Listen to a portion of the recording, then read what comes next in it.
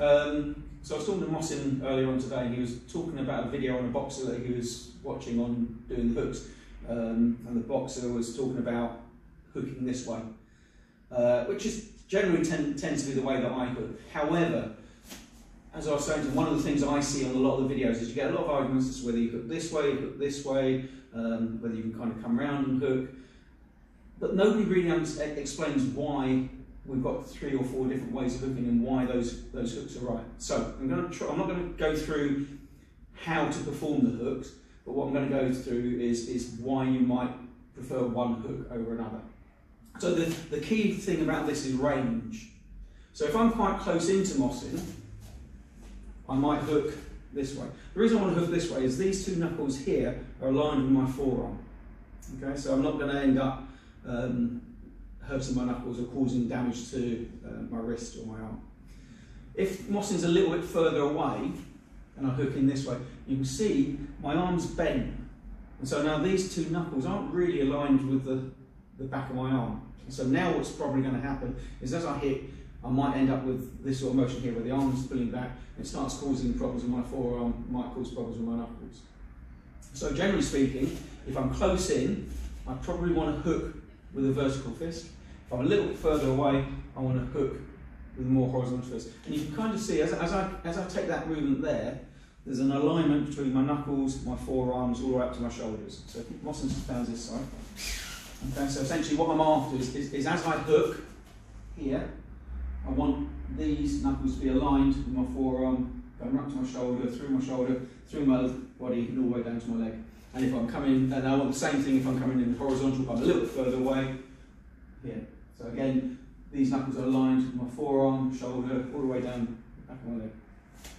What might also happen is I'm a little bit further away again, and so what you sometimes will see is a hook where the fist is turning over, so the fist is inverted at 45 degrees.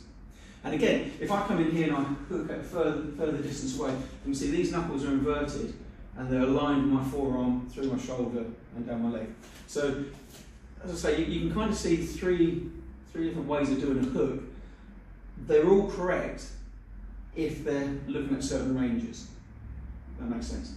Yeah? So close up, I want to think vertical, a little bit further out, horizontal, and if I'm a little bit further out, I want to invert. Okay? And when I'm teaching people to hook, the very first thing I look at doing when I'm teaching them is this idea of the elbow. Right? So I look at it as an elbow strike because really a hook is all to do with the rotation of the hips and the pulling of the other arm to bring you across. If we get a knife, a stick. So what you tend to find is that most people when they're sharpening stuff is that they pull this way. This is just using the forearm. But if I hold the knife with the blade towards me this way, and I pull this way, I'm engaging my chest muscles. And when we do the hooking punch, we want to engage the chest muscles. So generally speaking, what I'm after when I'm teaching is I get the elbow to come up and I get them to focus on this pulling arm here to bring in power from here. So if I try and just hook, the muscles got to stand up here, with my arm, it's kind of, there's no power there. If I pull on this elbow here, I've got more power. And you know, all a hook is basically you're extending the arm out from the elbow. Okay?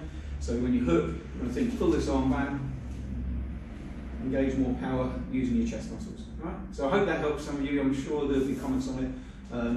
But as I say, it's more to help you with the hooks. Look at the other videos that are out there on YouTube, they're really good. And they'll go into more science probably on why they prefer certain hooks. But just remember, it's not necessarily wrong. It's range that's the key thing as to why you might use each different type of hook. Okay? So I hope to see you in the next video.